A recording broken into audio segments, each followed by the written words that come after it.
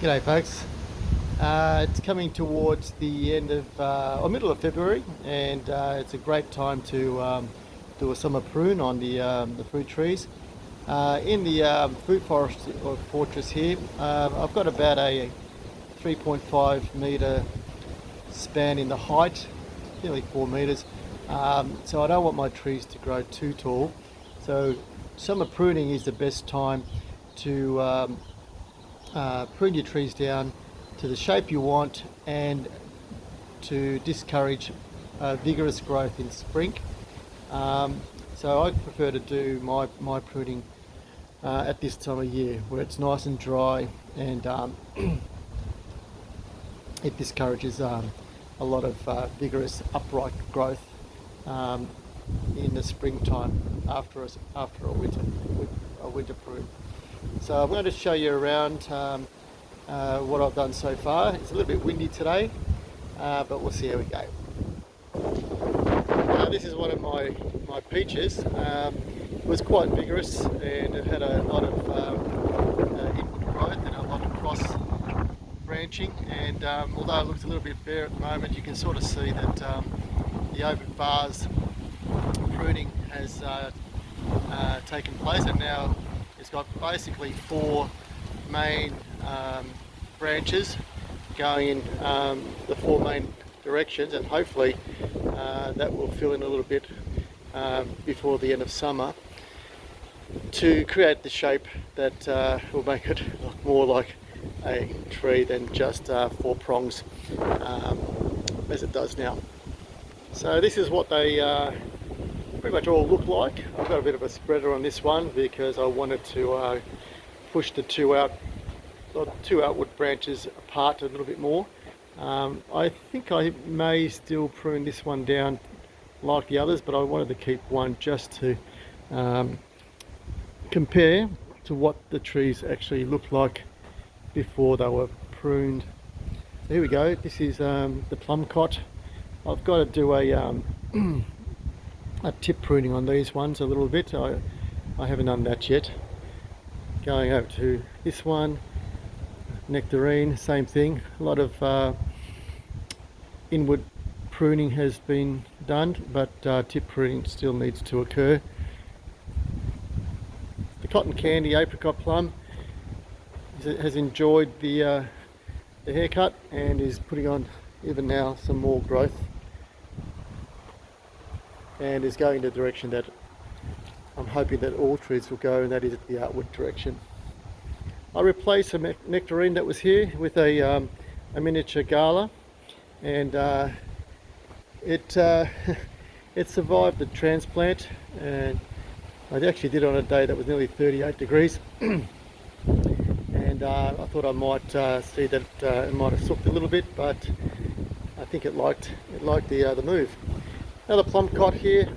This is more of a plum than an apricot. Again, the inward branches have been cut, but I need to do a lot more tip pruning.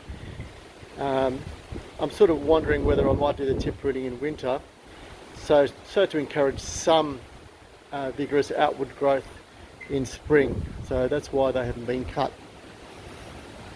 Over here, same sort of thing. Sorry about the wind. So trying to shape the tree without too much tip pruning. The column peaches are going taller and taller. I don't know if that might snap off today. The wind is quite atrocious, but it seems to like its position.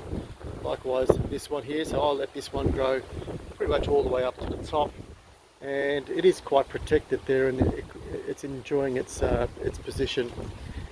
An apricot plum over here, that was the one that was snapped down during spring last year all the way down to this point here. And looking back on it, I think I should have pruned all of them down to about 10 inches from the ground. This one had just come back in full of vigour, and looks a lot healthier for it.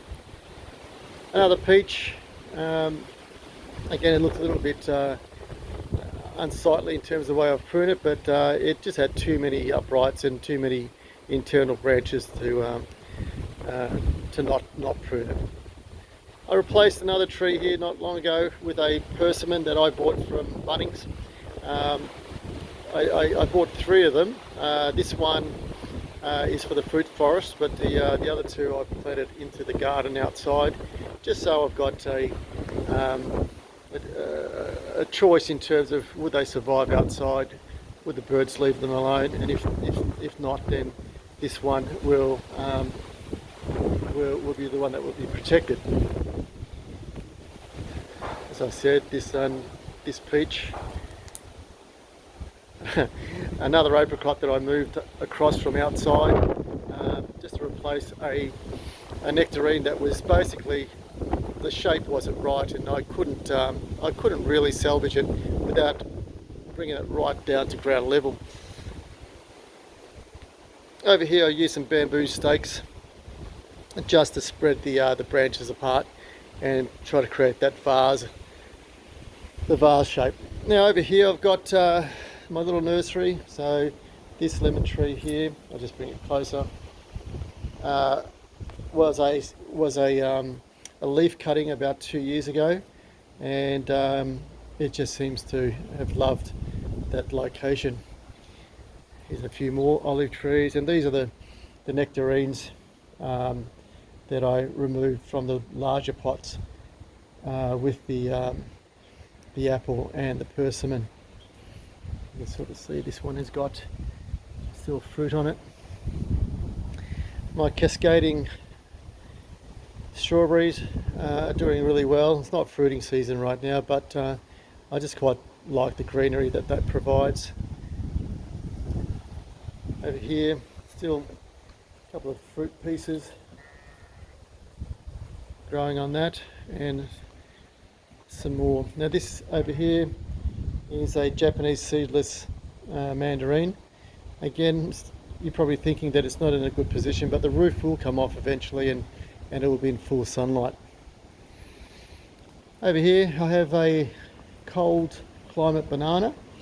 So there's a tag right there.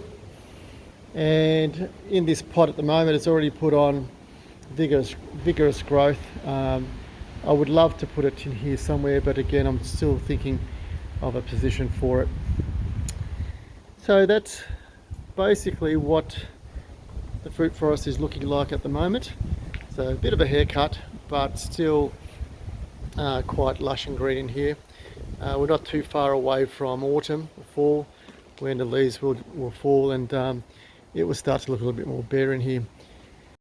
Going to the other side of the shed, I have my raised garden beds on the table frames here, and as you can see, they do receive a fair bit of sun, although being middle of summer, the sun is directly above us. So this is pretty much prepared for winter planting, when the sun is pretty much over in that direction, and it'll have all day sun during winter. Now I did plant a few things in here, like the coriander. They've all sort of started picking up. I'd like to put a lot more herbs, so I've got some mint growing over here, and things like garlic, parsley, that sort of things is basically what I'm thinking of doing with these garden beds, rather than having them as areas where I grow tomatoes or anything like that.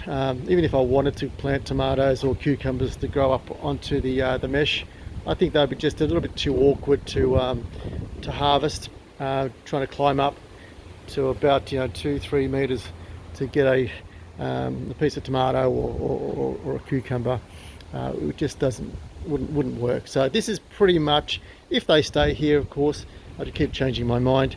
More of a herb garden than a vegetable garden. Over here is the other persimmon and another banana. A couple of lemons that I transplanted. The middle one's not looking too good, but the first one here on your right is a seed.